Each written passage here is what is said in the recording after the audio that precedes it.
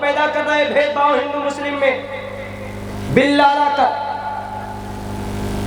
गीता कहता तस्मात् शास्त्रम परमाणम तिकार्य अकार्य व्यवस्थितो ज्ञात्वा शास्त्र विधान उत्तम कर्म कर तू महर्षि।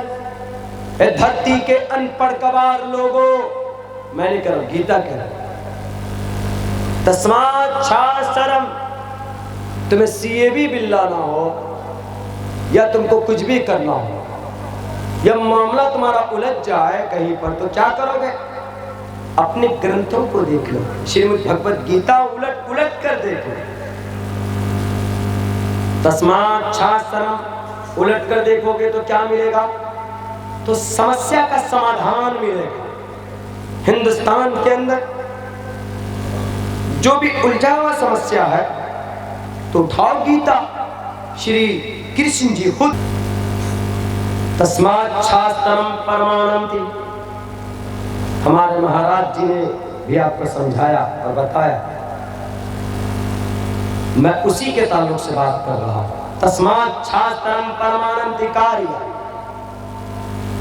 पूरे हिंदुस्तान के इलाके में कहीं पर भी कोई समस्या हो, मंदिर मस्जिद का, तो क्या करें? एक तो है हमारा धार्मिक ग्रंथ, जैसे हमारे मुसलमानों की शरीयत है, हिंदू भाइयों की उनकी धार्मिक ग्रंथ है, और एक है हिंदुस्तान का ग्रंथ जिसको हिंदुस्तान का संविधान बोलते हैं। पहले दौर पर मुसलमानों का कुरान, मुसलमानों की शरीयत भी नहीं कहता है, कहती ही नहीं किसी को कि तुम जबरदस्ती किसी की जमीन को कब्जा करो, या जबरदस्ती तुम किसी के ऊपर कलिमा थोप दो, किसी को तुम जबरदस्ती नमाजी बनाओ, नहीं कहता। मुसलमानों का ग्रंथ कह रहा, मेरे हिंदू भाइयों आपका भी ग्रंथ कहता तस्मात् शास्त्रम परमाणम तिकार्य कार्य व्यवस्थितो ज्ञात्वा शास्त्र विधान उत्तम कर्म कर तू महर्षि।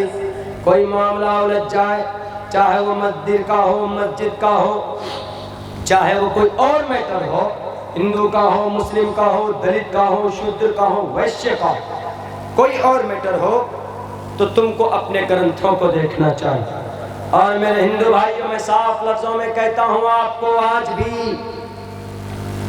हमें और आपको जो धर्म के नाम पर बांटा गया, छुआछूत भेदभाव पैदा किए गए, 4000 साल पहले हिंदुइज्म आई जरूर है हिंदुस्तान में, लेकिन उन्होंने जो एक कॉन्सेप्ट राइज किया है आपके बीच में, दलित का, शूद्र का, वैश्य का, मेरे ब्राह्मण भाइयों, आप महाराज जी से पूछ सकते हैं, जो महाराज जी आए थे, क्या इस धरती के ऊपर किसी इंसान को ईश्वर ने आप पवित्र बनाकर भेजा है?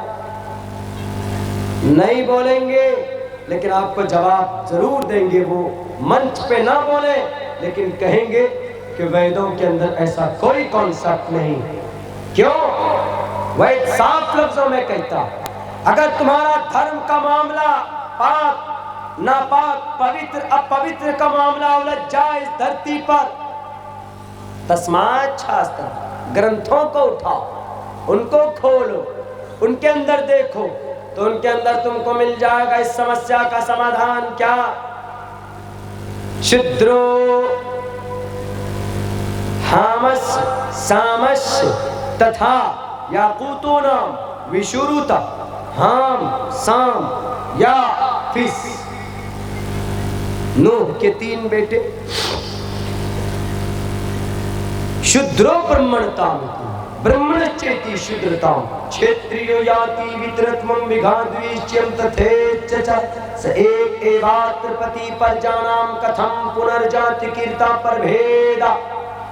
साफ लफ्जों में कि किसी भी आदमी को ईश्वर पाक नापाक, पवित्र अपवित्र बनाकर नहीं भेजता, बल्कि छोटा बड़ा कबीले में भेजता।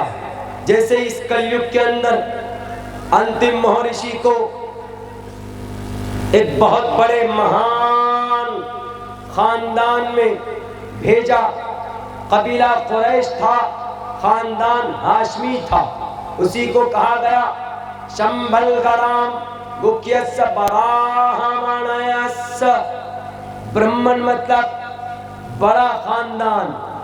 यहाँ पर भी कहा गया शूद्रो ब्राह्मण तामिति, कि एक नीचे खानदान का आदमी, छोटे खानदान का आदमी, बड़ा खानदान शूद्रो ब्राह्मण तामिति, अच्छे काम की वजह से छोटे खानदान का आदमी बड़े खानदान में जा सकता है, यानी नाम वाला हो सकता है। शंबल कराम गुख्यस्य बराहमणयस्य, आखिर जमाने के अंदर अंतिम महर्षि आएंगे बड़े खानदान में।